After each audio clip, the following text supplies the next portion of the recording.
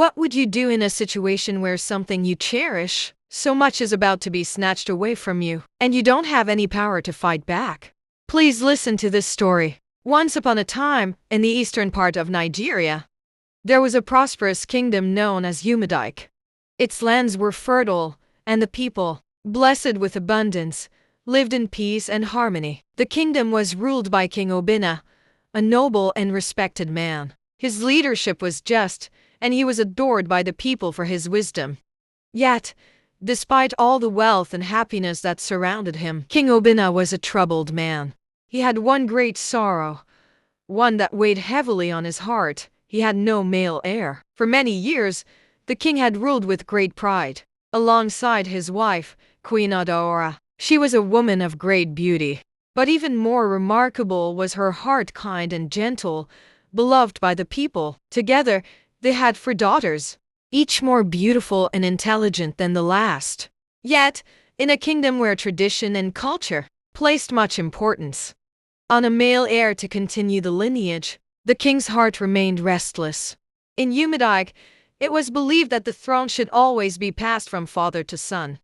A king without a son was seen as a man whose legacy would fade away. Though King Obinna loved his daughters dearly, he feared that his kingdom might one day fall into chaos without a male successor. Year after year, the king sought the counsel of his elders and priests, visiting shrines and offering sacrifices to the gods in the hopes that they might bless him with a son. He made journeys to the most sacred forests, offering goats, yams, and even gold to the gods. Each year, he returned with hope in his heart. And each year Queen Adaora bore him a daughter. The people of Umudike whispered among themselves, wondering what would become of their kingdom. Though they revered King Obinna, they could not help but talk about his growing desperation. Some believed that the gods had cursed the king, while others thought it was simply fate. Still, King Obinna refused to accept his situation. His desperation grew with every passing year, and finally, he made a decision that would alter the course of his life forever. One afternoon, after a long meeting with his council, the king summoned his closest advisor, an elderly man named Aki, who had served him faithfully for decades. Aki, the king began, pacing the grand throne room, his eyes filled with unspoken torment. I have done everything within my power. I have followed the advice of the priests. I have made sacrifices. I have prayed. Yet the gods have not granted me a son. Aki, who had been with the king through all the trials, spoke gently. My king, the gods work in ways that we cannot always understand. Perhaps they are testing you. King Obinna sighed deeply. No, Aki, this is no test. This is a punishment, but I do not know why. What have I done to anger the gods? Aki, silent for a moment, gazed at the king with sympathy. There is a man, he said softly, a diviner who lives deep in the forest of Nori. It is said that he speaks directly to the gods. The king stopped pacing and turned to Aki. I have heard of this man, he said, but many say he is dangerous, that he meddles in dark magic. Aki nodded slowly. That may be true, my king, but if you truly desire a son, you may have no other choice. The gods have not answered your prayers, but perhaps this man can. Desperate for an answer, King Obinna decided to visit the diviner. He ordered his servants to prepare for the journey, but he told no one of his destination, not even Queen Adaora. The next morning before dawn, the king set out on his horse, with Aki by his side. The journey to the forest of Nori was long and arduous. The path was overgrown, and the air was thick with the sounds of unseen creatures. As they ventured deeper into the woods, the sky grew darker, and an eerie silence fell upon them. Finally, after hours of riding, they reached the heart of the forest. There, standing alone among the towering trees, was a small thatched hut. Smoke rose from a hole in the roof, and the faint smell of herbs hung in the air. The king and his advisor dismounted their horses and approached the hut. Before they could knock, the door creaked open, and a tall, thin man with piercing eyes stepped out. His skin was dark and weathered, and his hair hung in long, tangled locks. I have been expecting you, King Obinna, the man said in a voice that sent a chill down the king's spine. How do you know who I am? The king asked, though he already suspected the answer. The diviner smiled, revealing teeth as white as bone. I know many things. You have come because you seek a son. King Obina hesitated, but then nodded. Yes, can you help me? The diviner stepped aside, gesturing for the king and Aki to enter the hut.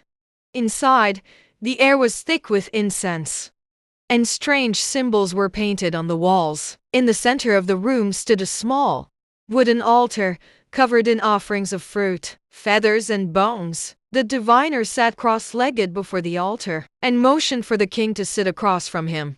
I can give you what you desire, the diviner said, his voice low and steady, but know this.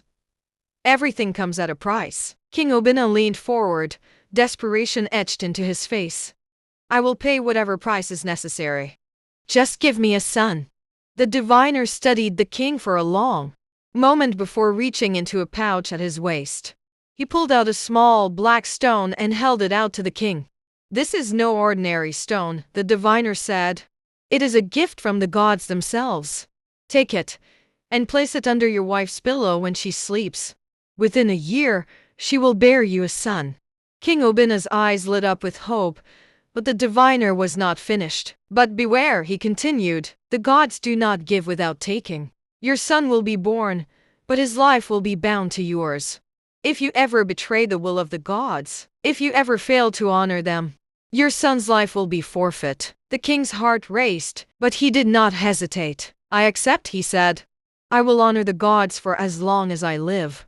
The diviner handed the stone to the king, who grasped it tightly. Go now, the diviner said, and remember, the gods are always watching. With that, King Obina and Aki left the hut and began their journey back to Umadike. The king's heart was filled with hope, but in the back of his mind, the diviner's warning echoed like a distant drumbeat. Upon his return, the king did as he was instructed. That night, while Queen Adaora slept, he placed a black stone under her pillow, praying silently to the gods. Weeks turned into months, and soon Queen Adaora announced that she was with child. The news spread quickly throughout the kingdom, and the people rejoiced.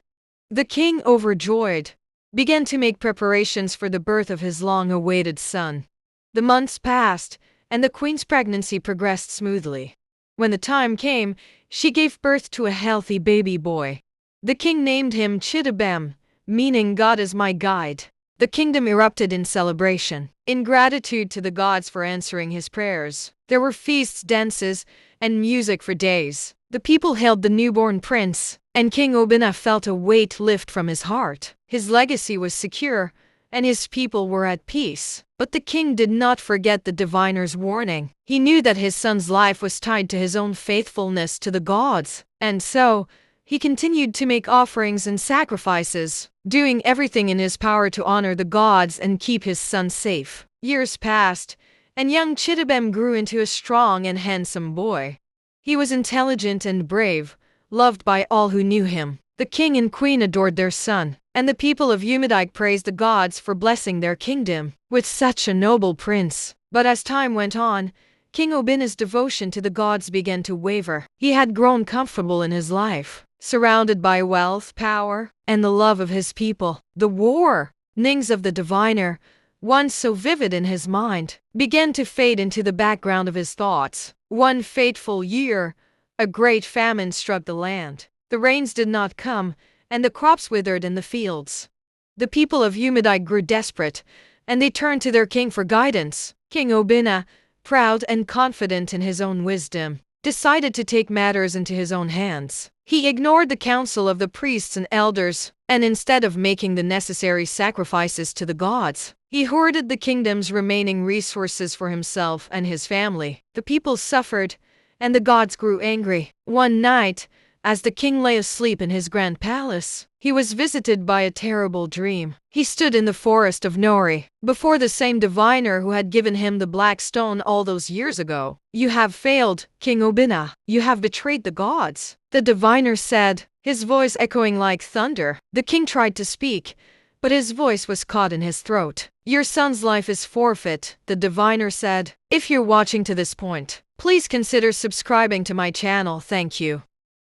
King Obina awoke in a cold sweat, his heart pounding in his chest. His body trembled as he sat upright in bed, his mind swirling with fear and regret. For hours, he sat in the dark, staring at the shadows that danced across the walls of his chamber, that it felt as if the diviner had been standing right next to him. The dream was so vivid, so real. The words of the diviner echoed in his mind, "Your son's life is forfeit," crushing the hope and joy that had filled his life since the birth of Chidabem. The weight of his betrayal pressed down on him. He had grown complacent, selfish even, and in doing so, he had doomed the one thing he cherished most, his son. As dawn broke, King Obina resolved to make things right. He knew that he had to seek the mercy of the gods, to beg for forgiveness. He had to act quickly before it was too late. Without wasting a moment, the king summoned Aki. The famine, the suffering of his people, these were signs that the gods were displeased with him. His trusted advisor, to the palace. "Aki," the king said, his voice thick with urgency, "I have made a grave mistake. I must make amends." Aki looked at the king, his wise eyes filled with concern. "I failed to honor the gods, and now they have come to claim my son's life. The gods are unforgiving when their anger is aroused. What can be done, my king?" he asked. "I will find the diviner and beg for his help. I will return to the forest of Nori," the king replied. "Perhaps he can speak to the gods on my behalf and convince them to spare Chidabem." Aki frowned, but he nodded. "It is a dangerous journey, my king, but if it is the only way to save the prince, I will go with you." Once again, the king and Aki set off on the long journey to the forest of Nori. The land, once lush and green, was now parched and barren. The famine had taken its toll, and as they traveled, they passed villages where the people were weak with hunger. The sight of their suffering filled the king with guilt. He had been entrusted with the care of his people, yet in his arrogance, he had allowed them to suffer. When they finally reached the forest, the atmosphere was even more foreboding than before. The trees loomed overhead, their branches twisted and gnarled, and the air was thick with an oppressive stillness. As they approached the diviner's hut, King Obina felt a deep sense of dread wash over him. The door to the hut creaked open as if expecting them, and there, sitting by the fire, was the diviner, his eyes, cold and piercing, fixed on the king. "You have returned," the diviner said, his voice low and full of knowing. "I warned you, King Obina. The gods do not give without expecting something in return." The king fell to his knees before the diviner, his pride shattered. "Please," he begged, "spare my son. I will do anything the gods ask. I was foolish.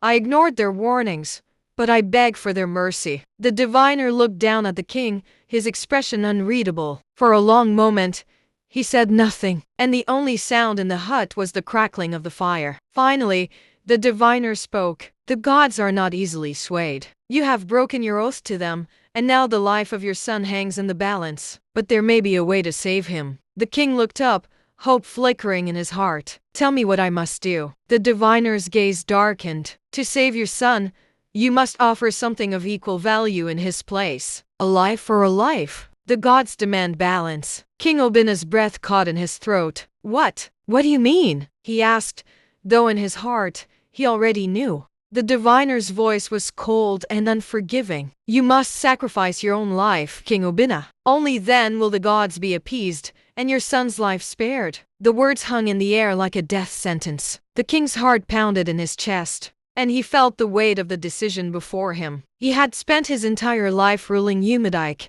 building a legacy, and securing his kingdom's future. But now, to protect that future, he would have to give up everything.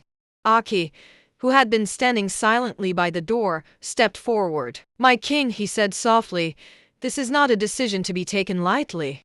Your life is bound to the future of Umadaik. If you die, what will become of your people?" King Obina turned to his advisor, his face pale and drawn. "I do not know, Aki, but I cannot let my son die because of my mistakes. The gods demand a sacrifice, and I must give it." The diviner rose to his feet, his tall figure casting a long shadow across the room. "The choice is yours, King Obina," he said, "but know this.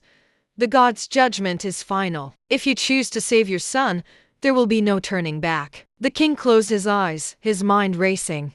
He thought of Chidabem, his bright smile, his laughter, the future that lay before him. He thought of his people, the kingdom he had built, and the love he had for Queen Adaora and his daughters. He opened his eyes and stood tall, his decision made. "I will do it," he said, his voice steady. "I will give my life to save my son." The diviner nodded solemnly. "Very well. The ritual will take place tonight. Return to your palace and prepare yourself for what is to come." King Obina and Aki made the journey back to Umidike in silence. The weight of the king's decision hung heavy between them, and neither spoke of the sacrifice that was to be made. When they arrived at the palace, the king called for Queen Adaora and his daughters. He told them that he had to make a great sacrifice for the good of the kingdom, but he did not reveal the full extent of his plan. He kissed each of them goodbye, his heart breaking with each embrace, but he remained resolute. That night, under the cover of darkness, the king returned to the forest, where the diviner awaited him. A great fire burned in the center of the clearing, and the air was thick with the scent of burning herbs.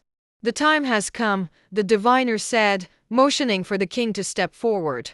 "Stand before the fire and offer your life to the gods."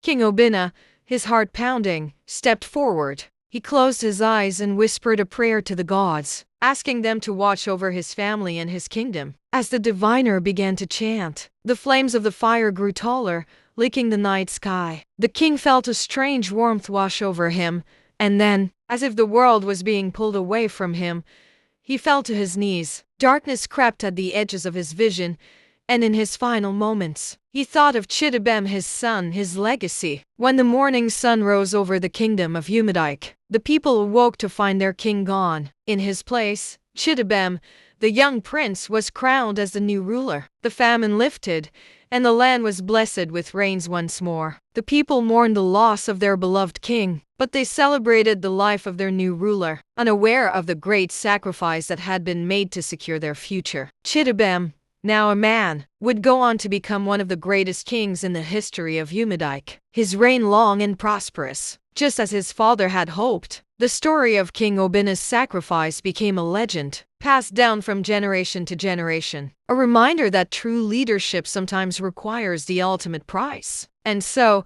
the kingdom of Umidike flourished, forever grateful for the king, who had given his life so that his people and his son could live. Thanks for watching. Do you think that the king made a right decision by sacrificing his life just to save his son and his kingdom? Let me see your opinion in the comments section below. Please subscribe to my YouTube channel. Turn on the notification button so you will be notified when I upload new videos. Comment, like, and share. See you in my next video. Bye!